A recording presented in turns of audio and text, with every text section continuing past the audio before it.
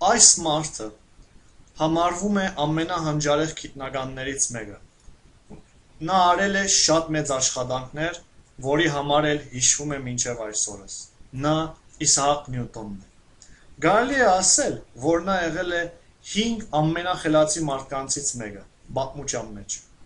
Իր ամենակարևոր խնդիրներից էր, թե արդյոք մարմինները պետք է ընկնեն ներքև։ Արդյոք այս փաստը վերաբերվում է ամբողջ տիեզերքին։ Նա պատմում էր բոլորին, թե իր մոտ առաջացել է հետևյալ միտքը, երբ տեսել է խնձորը ձարից ընկնելիս։ Հիմա թույլ տվեք նկարեմ ջուղ, տերևներ եւ վերջապես խնձորը այստեղ։ Եվ բնական է, որ եթե ջուղը այս մասից կդրվի, խնձորը ընկնելու է։ Սա հայտնի փաստ է։ Եվ մարդիկ մտածելու են, որ սա նորմալ է, եւ այն կատարվում է նաեւ դիեզերքում։ Սակայն Իսահակ Նյուտոնը, երբ այդ օրը դիտեց խնձորը ընկնելիս, նա հարցրեց. ինչու այդ խնձորը ընկավ։ Եվ այստեղ էր նրա հանջարեղությունը, որտեղ նա առաջինն էր, ով տվեց ինչու հարցը,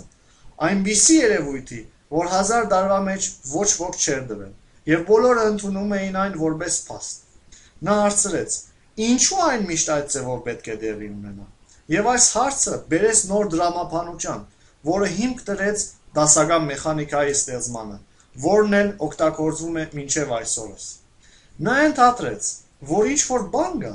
որը աստում է խնձորի վրա եւ քաշում է նրան դեպի երկիր։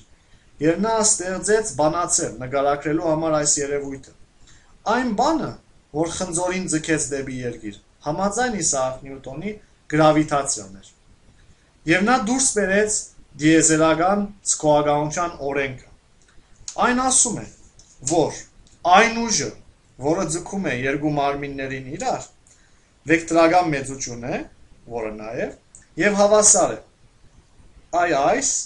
հաստատուն մեծությանը, որը շատ փոքր մեծություն է,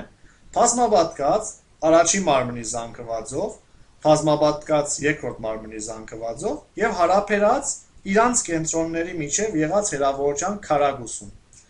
Եթե խոսում ենք գրավիտացիոն ուժի մասին երկրի մակերևույթի վրա, վերցնում ենք M2-ը, ենթադրենք, երկրի զանգվածը։ Իսկ M1-ը այն օբյեկտի զանգվածն է, որը երկրի վրա է գտնվում։ Այն կարող է նաև լինել, ենթադրենք, ես։ Իսկ R-ը դա հեռավորությունն է երկրի զանգվածի կենտրոնի եւ իմ զանգվածի կենտրոնի միջև։ Կարող է ձեր մոտ հարց առաջանալ։ Համաձայն այս բանաձևի մենք ունենք ձգողություն ցանկացած երկու մարմինների միջև։ Եվ դուք կասեիք, որ ես նայում եմ իմ համակարգչին։ Ինչպես է, որ ես չեմ ձգվում համակարգչի կողմից, կամ ինչու այն չի թռնում իմ երեսին։ Այս հարցի պատասխանը այն է, որ այաժեն շատ փոքր թիվ է։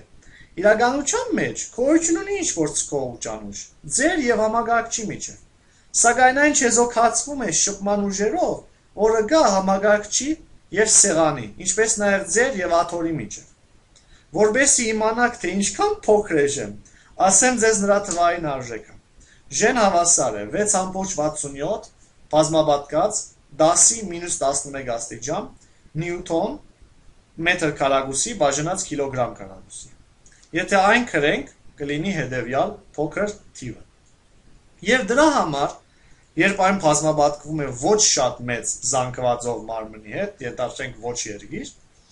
դուք չեք հսկա F ուժի աստեցությունը։ Բայց երբ դեղատրենք, ենթադրենք արևի եւ երկրի զանգվածները, F ուժի աստեցությունը արդեն դառնում է զգալի։ Վերցնենք եւ նշանակենք J բազմապատկած M2 բաժանած R քառակուսի մեծությունը փոքր J-ով։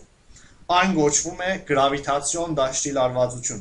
երկրի մակերևույթի վրա եւ նրա թվային արժեքը հավասար է 9.8 մետր բաժանած վարկյան քառակուսու։ Եվ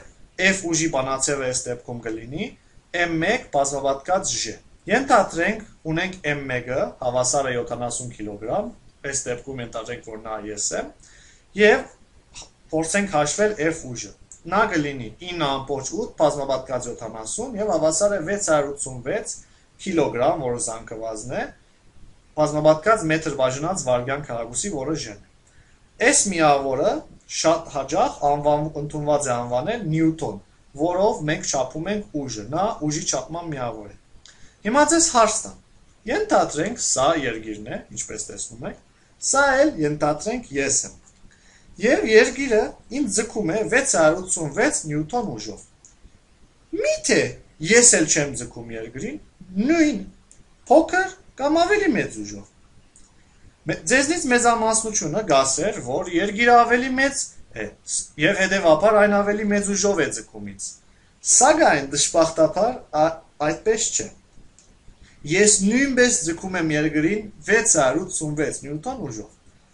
Հիմա դուք ասելու եք, որ սա անդրամապանական է, որովհետեւ եթե մարդ նետվի շենքից, նա գարականա դեպի ներքև, փոքր ժեի աստեցության տակ, եւ ոչ թե հակառակը երկիրը դեպի